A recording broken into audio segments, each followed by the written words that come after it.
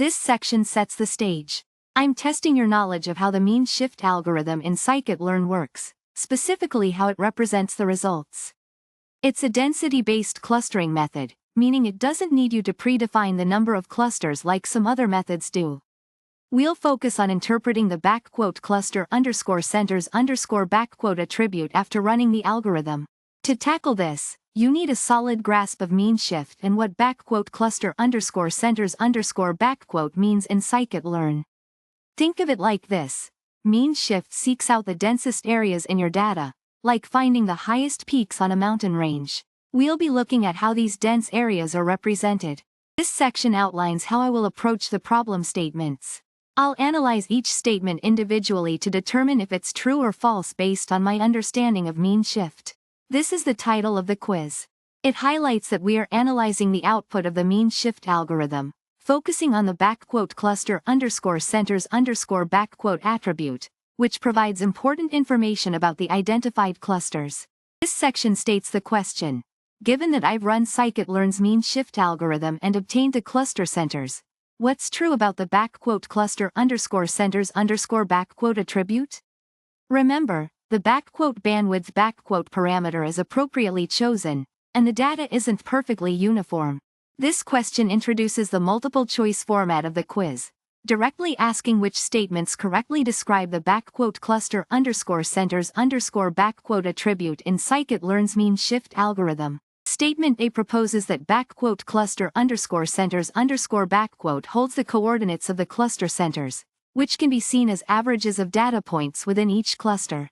Statement B describes the structure of cluster_centers_backquote as a NumPy array, specifying its dimensions based on the number of clusters and data features.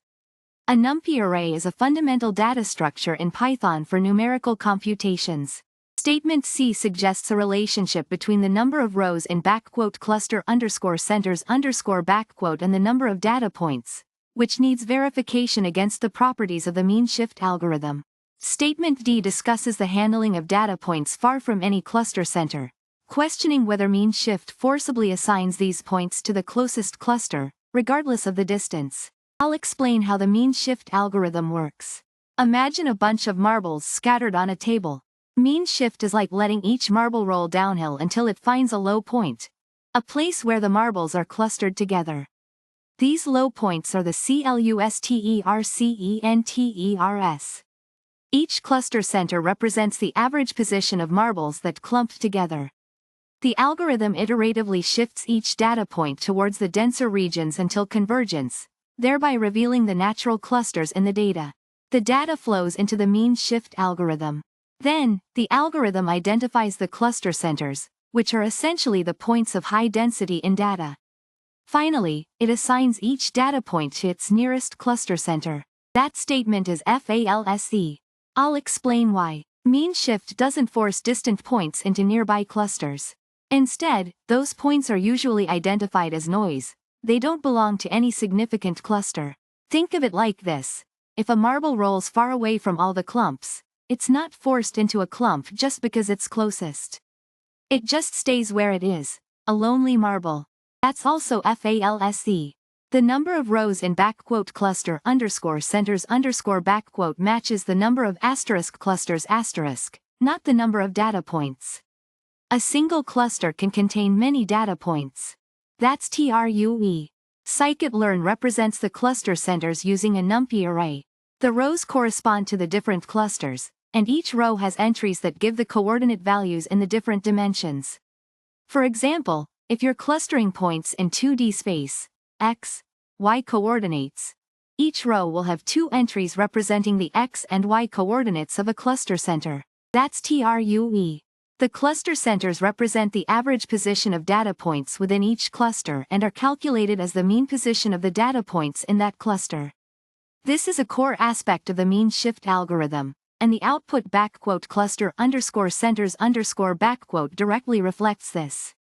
The question is testing your understanding of how meanshift works and what information is stored in cluster_centers_backquote. This is setting the stage. We are talking about scikit-learn's meanshift algorithm. This is just an identifier. This section introduces the core topic. understanding the cluster underscore centers underscore attribute within scikit-learn's meanshift clustering algorithm. I'll explain what this attribute represents and how to interpret its properties. It's like a roadmap for understanding the algorithm's output. This is the core question. I need to evaluate several statements about the cluster underscore centers underscore attribute to determine their truthfulness based on my understanding of meanshift. Think of it as a multiple-choice quiz about the algorithm's output. This statement claims that the cluster underscore centers underscore attribute gives the central points of each cluster. I'll check if this aligns with meanshift's behavior. I'll examine how the algorithm identifies clusters and whether these centers represent average data points within those clusters. This describes the structure of the cluster underscore centers underscore attribute as a NumPy array. I'll verify if the number of rows corresponds to the number of clusters found and columns to the data's dimensionality. This is how the algorithm represents its results. This statement incorrectly states that the number of rows in the cluster underscore centers underscore attribute equals the number of data points. I'll need to see if the number of clusters, rows, matches the number of data points. Meanshift does not explicitly define a fixed number of clusters beforehand, so this isn't necessarily true. This is a common misconception. This statement says that even distant data points are always assigned to the nearest cluster. I need to check if meanshift assigns distant points regardless of their proximity to the cluster or classifies them differently, such as labeling them as outliers. I'll explain the meanshift clustering algorithm. It's a density-based method. It doesn't need you to pre-specify the number of clusters. Instead, it finds dense areas in your data, those areas where data points are clustered closely together. It's like finding the peaks of hills on a landscape. The algorithm identifies these peaks as cluster centers. These are the locations of the peaks, or the centers of the clusters the algorithm finds. Think of them as the middle points of the dense regions in your data. This is the output you get from the scikit-learn meanshift algorithm. It's an array, and each row represents a cluster center's coordinates. The number of rows tells you how many clusters were found. This statement is true. The cluster underscore centers underscore array holds the coordinates of each cluster's center. These coordinates represent the average location of the data points within that cluster. This is also true. It's a NumPy array. The number of rows is the number of clusters, and the number of columns matches the number of features, dimensions, in your data. This is false. The number of rows isn't the number of data points. It's the number of clusters the algorithm identified. One cluster can have many data points.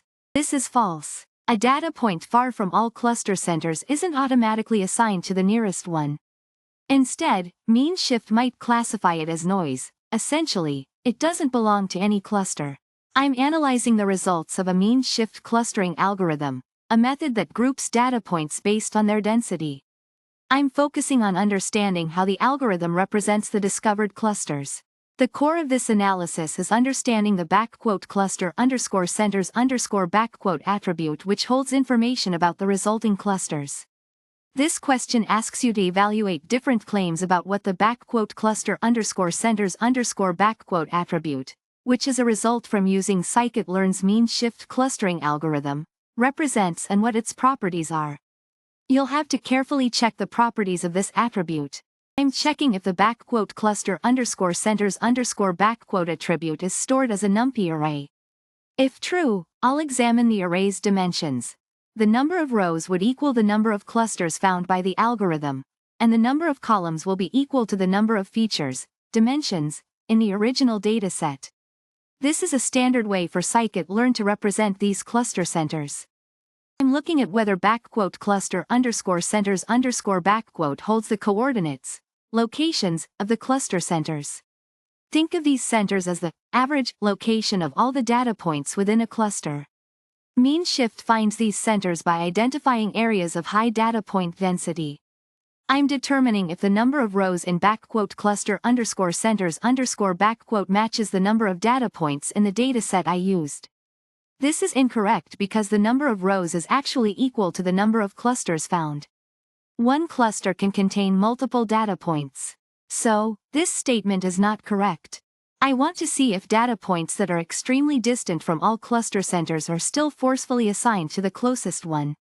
This isn't true for mean shift. Such points are usually considered noise and typically assigned to a special label, often -1, indicating they don't belong to any cluster. No, that is not how mean shift operates. I think this statement is true because the meanshift algorithm finds the densest areas in your data, and the clustercenters are those dense areas centers. Think of it like finding the most popular spot in a crowded room. This is also true. Sklearn typically represents these cluster centers this way: a row for each cluster, a column for each data feature. Imagine each row as a different cluster and each column as a dimension like height and weight. I disagree, this is false. The number of rows represents the number of asterisk clusters asterisk, not data points. Each cluster could contain many data points. This is false. meanshift usually labels points far from any cluster as noise. It does not force them into a nearby cluster, no matter how close it might seem. I like to think of it as giving those far-off points a timeout, rather than forcing them into a group. This is the title of the problem, focusing on understanding the _cluster_centers_ attribute in scikit-learn's mean shift clustering algorithm. I'm going to explain what this attribute means and how to interpret it. This section introduces the quiz question. I'll be focusing on the scikit-learn library's mean shift algorithm and its output. The question tests your understanding of meanshift's _cluster_centers_ attribute. This sets the stage. We're working with scikit-learn's mean shift, a density-based clustering technique. The core concept revolves around understanding what the _cluster_centers_ attribute represents after running the algorithm. I need to evaluate if statements correctly describe this attribute. This statement describes the meaning of _cluster_centers_. Each row corresponds to a cluster centroid. It's the average position of points within that cluster. I will verify this statement against the algorithm's behavior. This clarifies the structure of _cluster_centers_.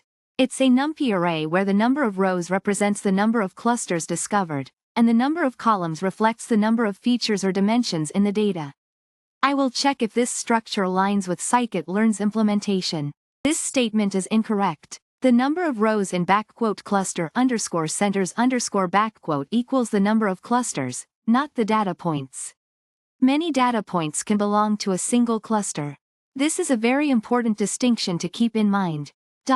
This is false. Mean shift handles outliers. Points too far from any cluster are usually labeled as noise and assigned -1, not to the nearest cluster regardless of distance. We need to understand that mean shift doesn't force assignments. This indicates the part where we choose the correct option based on the explanations above. Based on my analysis, only statements A and B are true.